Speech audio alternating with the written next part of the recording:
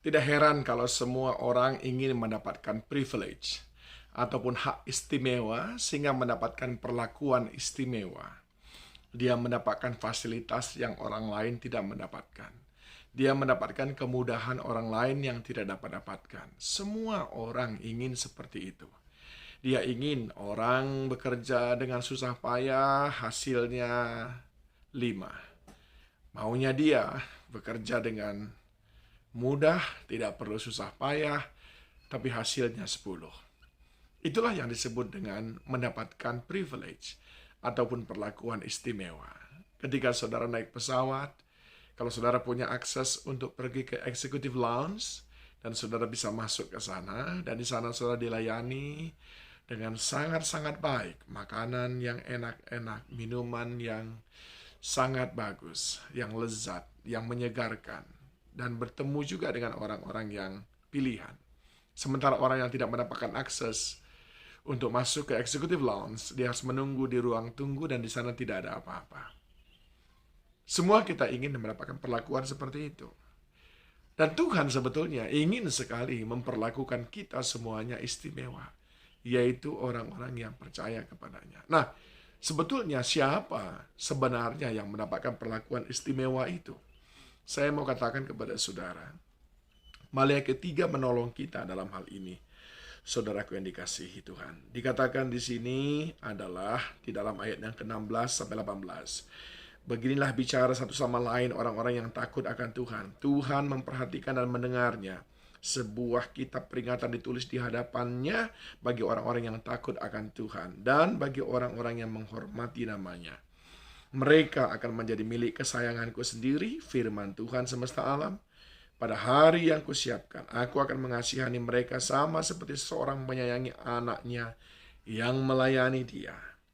Maka kamu akan melihat kembali perbedaan antara orang yang benar dan orang fasik, antara orang yang beribadah kepada Allah dan orang yang tidak beribadah kepadanya. 3 ayat ini menolong kita. Kalau saudara ingin mendapatkan perlakuan yang berbeda yang dilakukan oleh Tuhan dibandingkan dengan orang lain. Yang pertama, berulang kali dia berkata, takutlah akan Tuhan.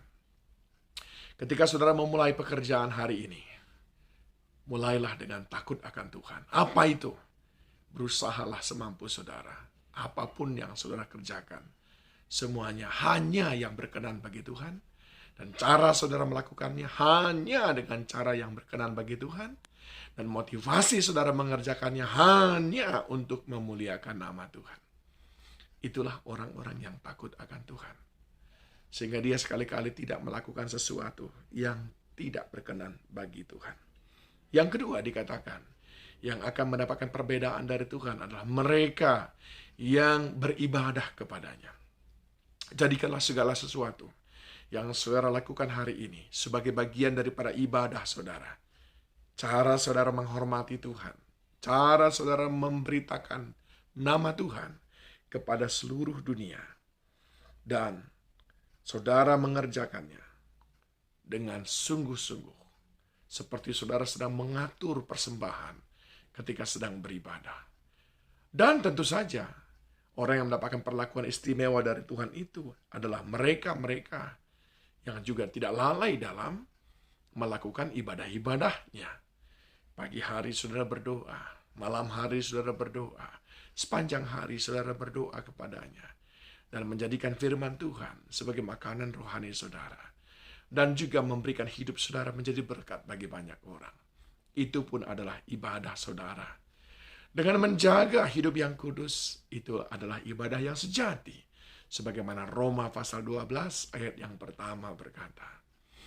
Jadi yang pertama, yang mendapatkan perlakuan istimewa dari Tuhan karena mereka adalah anak kesayangan Tuhan, yaitu orang yang takut akan Tuhan. Dan yang kedua adalah orang yang beribadah kepada Tuhan. Dan yang ketiga adalah orang yang memilih hidup benar di hadapan Tuhan lewat pikiran, perkataan, dan perbuatan. Kiranya Tuhan melihat kita sebagai orang benar. Bukankah kitab Amsal berkata, berkat ada di atas kepala orang benar. Maka di sanalah saudara akan melihat perbedaan itu, saudaraku.